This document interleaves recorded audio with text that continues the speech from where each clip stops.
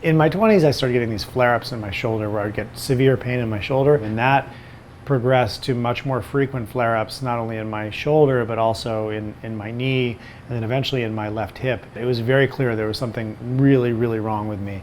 And when I had the first major flare-up in my left hip, I ended up being hospitalized. My bloods were totally messed up. My inflammatory levels were through the roof. And eventually I was diagnosed with rheumatoid arthritis, which is a chronic inflammatory autoimmune disease. My grandmother said, listen, you really need to think about food and how food impacts this disease. And so I started doing some research, and sure, there was there's stuff out there saying, hey, there's a correlation between food and autoimmune disease, or there's a correlation between food and inflammation. But things didn't really gel for me until I met a pretty remarkable doctor named Dr. Frank Lippmann.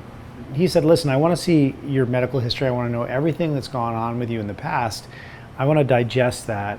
And then I'd like to talk with you about how we might be able to get you to feel better. We started by doing kind of a cleanse, and then doing a slow gut reboot through changing my diet and also taking supplementation and even using some Western medication as well. And within 6 months, I woke up one day not in pain for the first time in like 10 years. And that to me was a pretty remarkable eureka moment. It's evolved into being how I live my life. I got off of all medication a year and a half ago. I lost about 45 pounds of weight. I went from feeling as though I was totally indebted and at the whim of the medical system to realizing, wait, there's a whole lot that I can do to take control of my health. And of course, at the heart of all of that was food.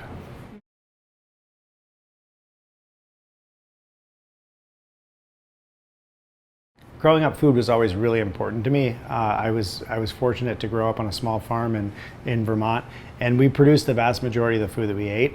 So I had a really intimate relationship with food from a young age. One of my earliest memories of the stark contrast between the food that I ate growing up and what most people were aware of